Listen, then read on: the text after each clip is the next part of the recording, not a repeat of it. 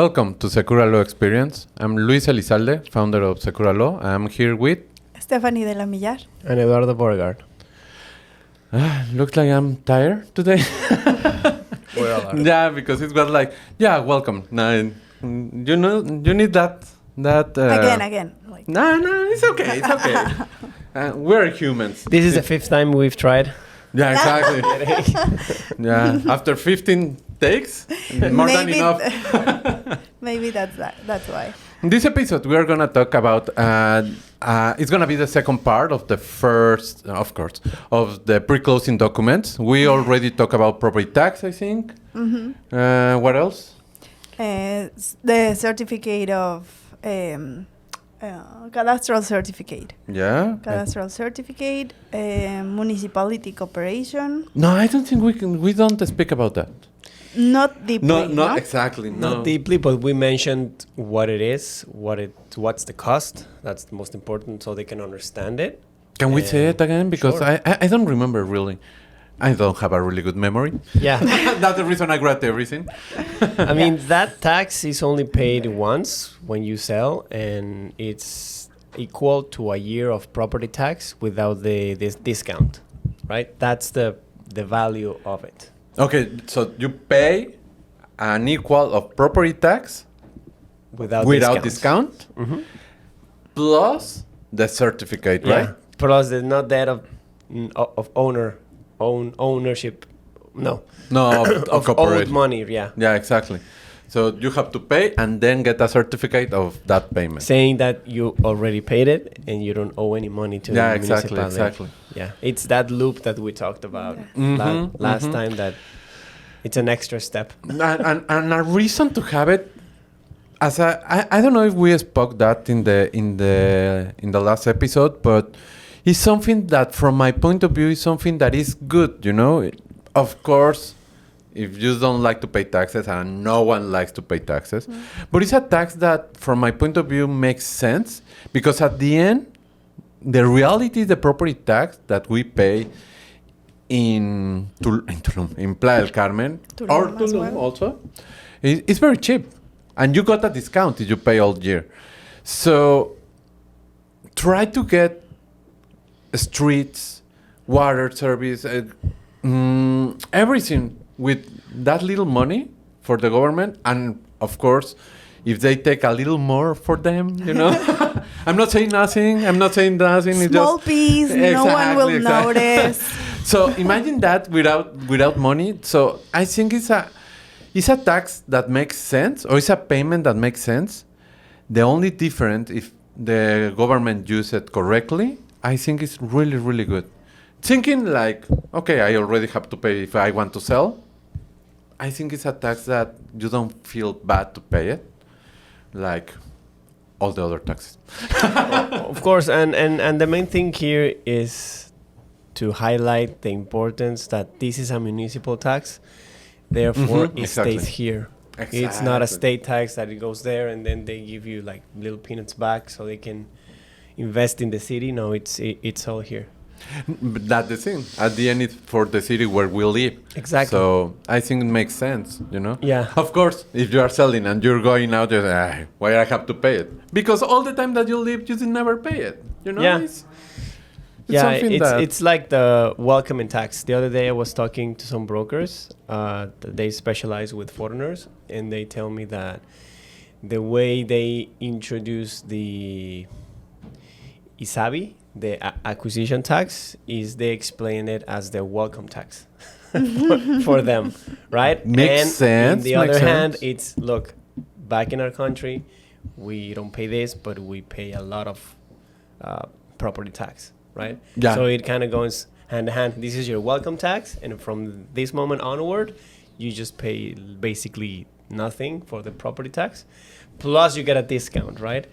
Which is a joke for them, because basically they never get those discounts in their country, and here that it's basically a little amount. On top of that, you get a discount. It's like a joke for them. And really, it's really cheap here, because I was saying, or I was like a little investigation about the lowest area, or the, I'm gonna say it, just for clear explanation, the poor area in an state, let's say California, in a state California, the poor area in which the houses go around 100, 200, 300,000 US, or could be 500,000, but it's a poor area. The property tax normally, What a poor area.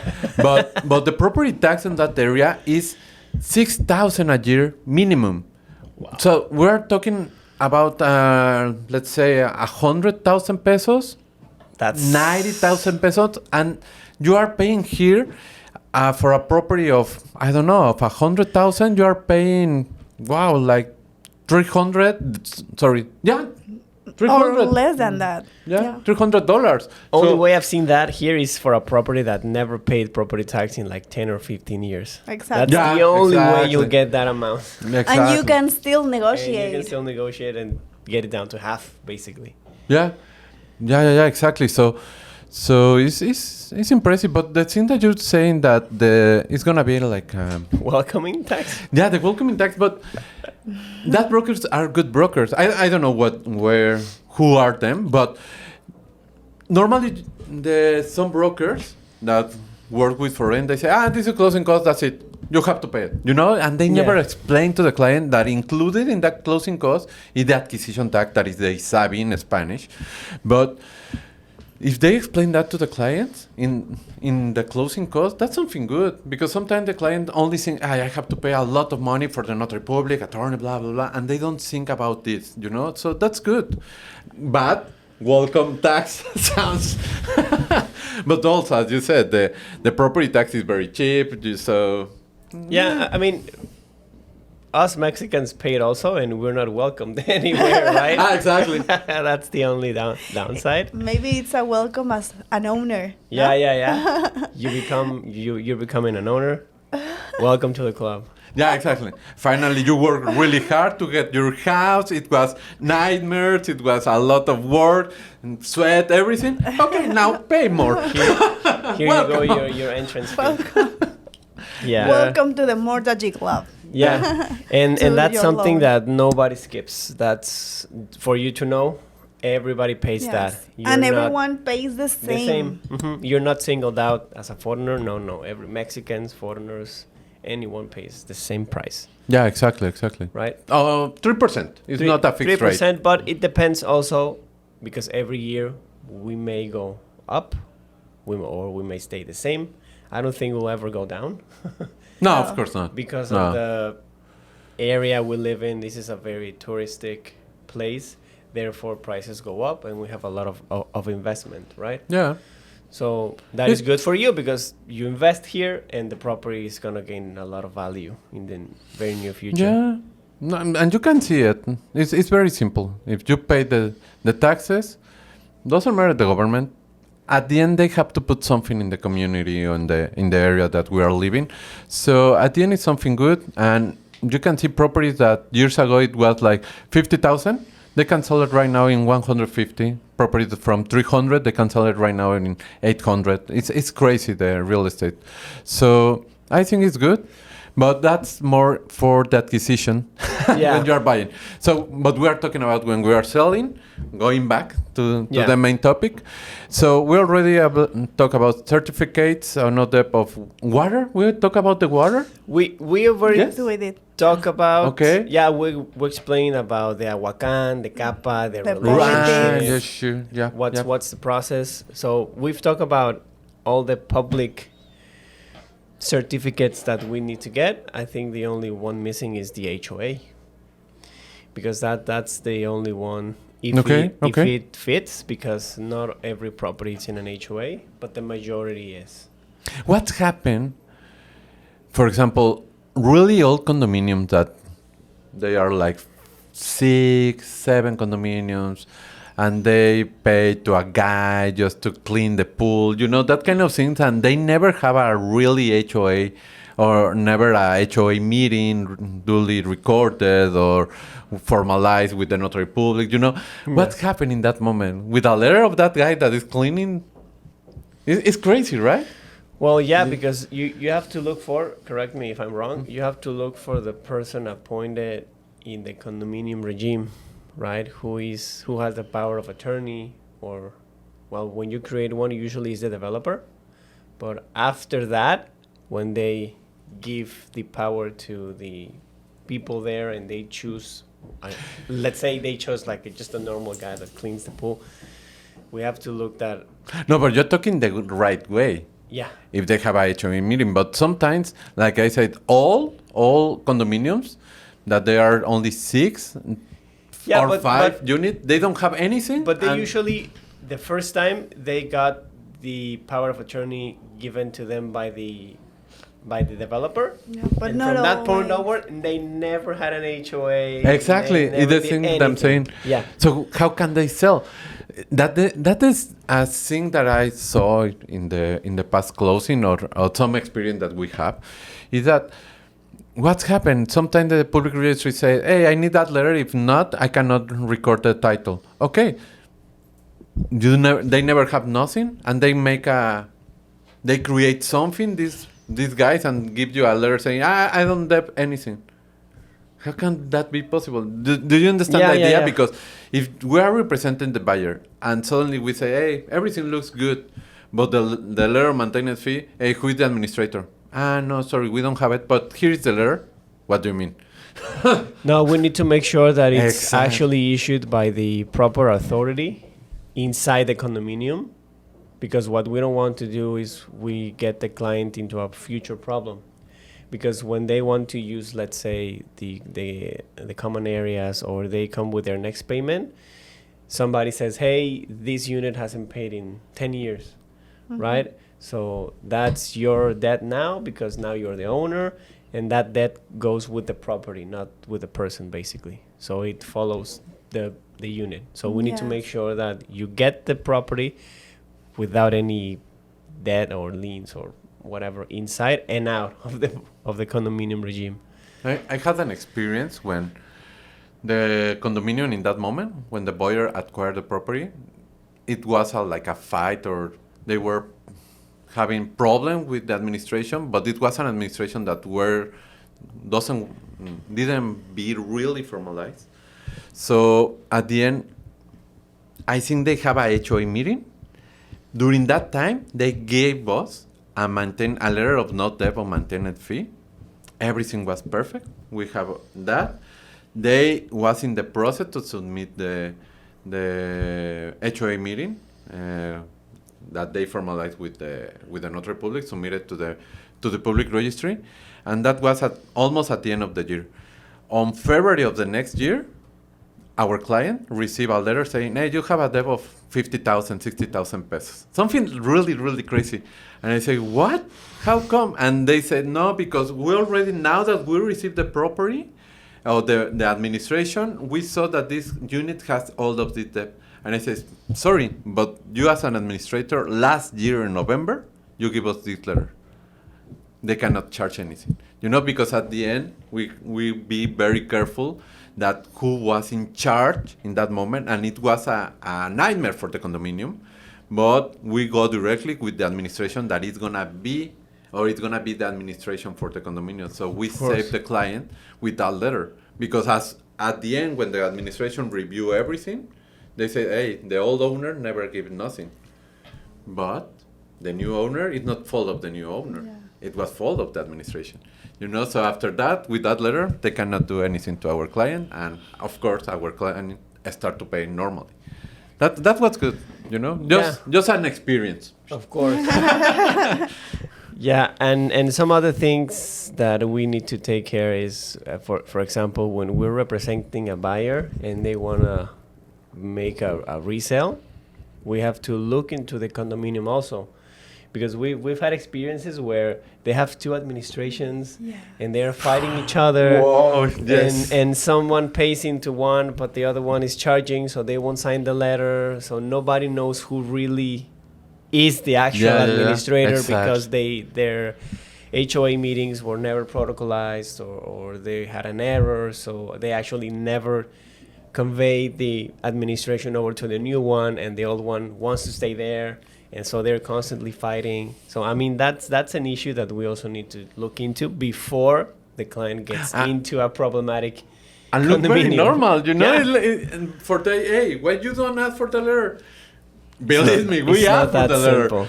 But why we don't close in the day that we say, okay, we can close for sure, but we are not gonna have that letter. You know, that little thing that sometimes I think it's really good that we speak about that because Yeah. they are not aware of this little situation that for a simple letter, you never get recorded your title. So that's the thing that we have to deal sometimes. Yeah.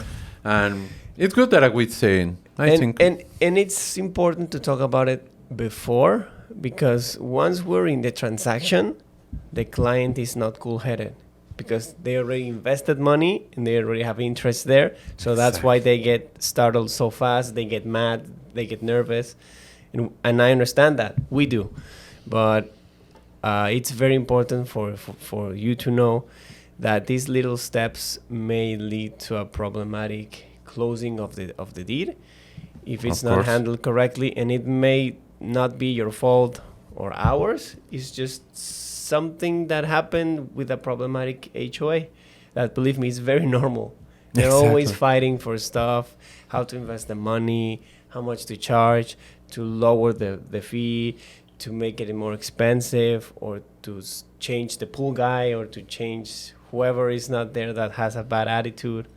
I mean, we're dealing with people at the end of the day. Exactly. And a lot of. So I will say that a tip for a seller will be that every time that you pay your HOA, keep your receipt of the transfer that you made, but also request to the HOA The letter. a letter and a receipt that they receive the HOA fee. Every time that you make the payment, ask for that, because exactly, you never know when suddenly this HOA and the administrator will fall apart and say that they never received this or that. Mm-hmm. So you have all the proof that you paid on time, you paid what it was. Like a folder, right? Because you never know if the administrator runs away and doesn't give anything to the new one, and then the new one's like, I don't have records of anything. I don't know if anyone has paid. If I issue a letter, I may get in trouble. So they may not act as they should. But if you have your folder prepared, look, I have all my payments since I own. Yes. I just remember when you're talking about that, every time that you pay your request, we just have a client, and it's funny because this client, it was a couple. The husband used to work for Playboy. It was No way. Yeah. But Huey. No. Mr. Huey. And the wife, all the time that he was dealing with Playboy, all the things, all the administration was the wife. So she had everything. So she already has in the mentality to have a really good administration. So when they bought a property here, they closed with us when they bought it. He never do anything. He was so funny for everything. He was one of the best clients to speak for. But his wife was like very into everything. Like an accountant. Yeah, but really nice. Really nice. To say the truth, it was really nice. It was a really nice experience. But 3 years after, when they decide to sell, I requested documents. Hey, we're gonna need this, need it.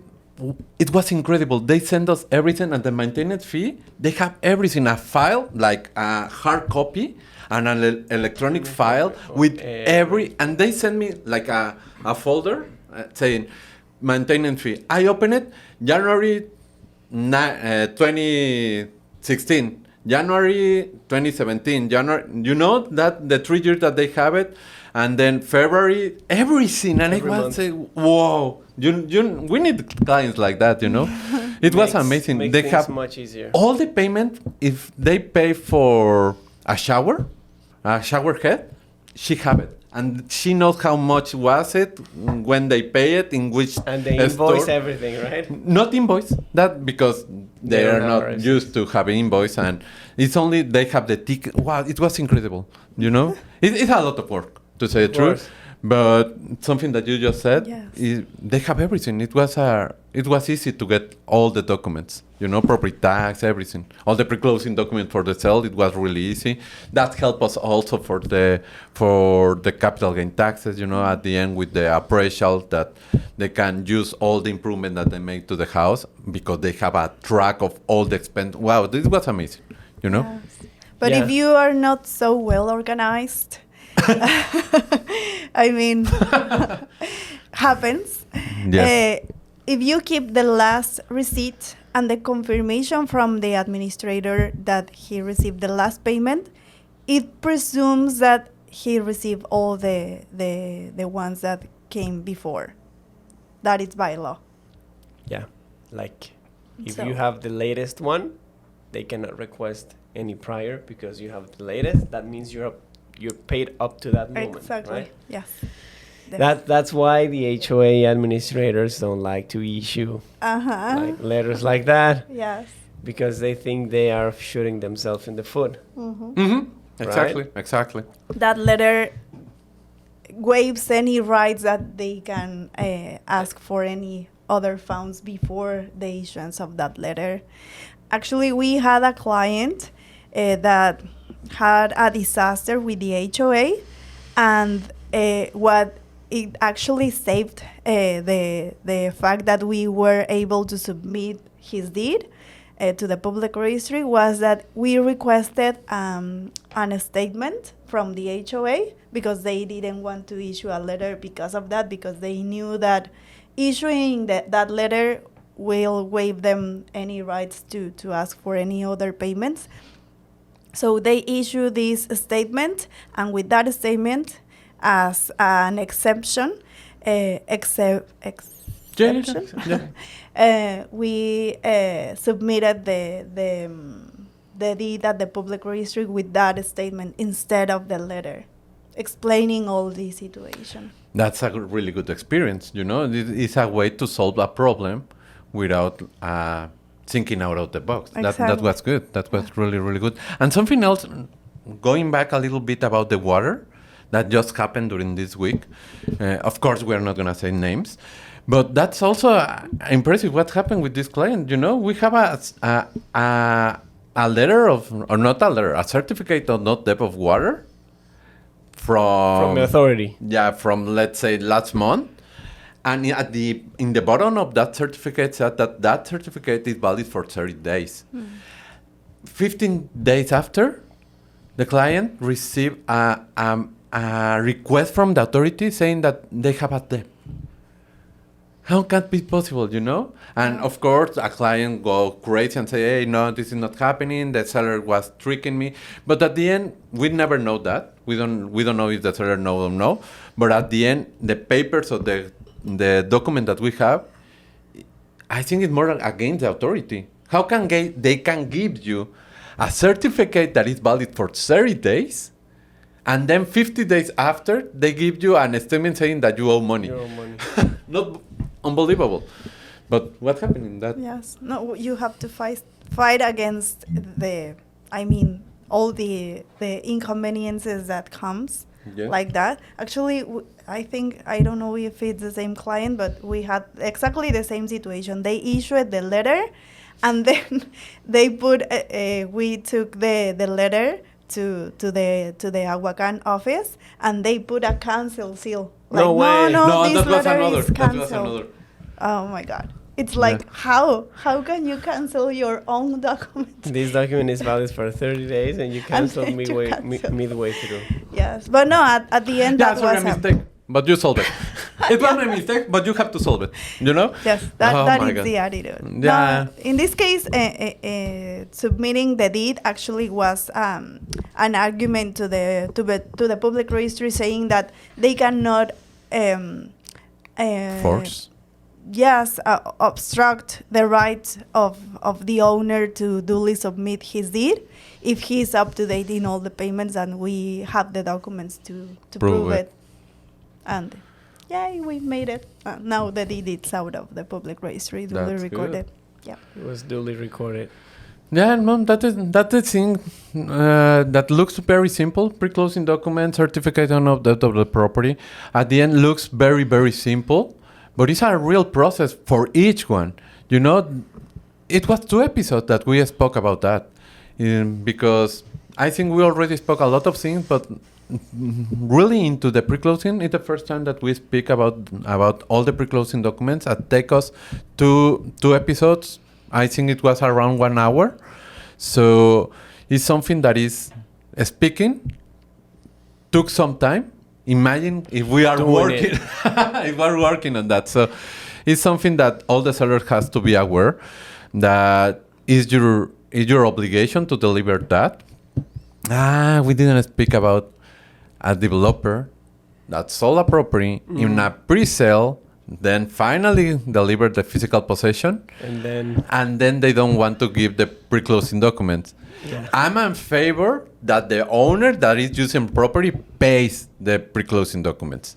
But of course, there are criteria. You know, if the developer has obligation to deliver a property in a deed without any debt, so they have to deliver the pre-closing document or pay the pre-closing or the certificate. What do you think? I'm a little bit in the middle ground.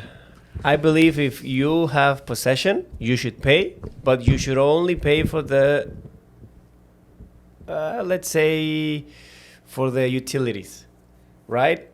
That And they you have to pay for the documents. Exactly. They don't get to bypass the developer paying for the cadastro certificate because they have to pay it. Now the predial, that's responsibility of the owner having possession, but the no debt of that property tax belongs to the developer.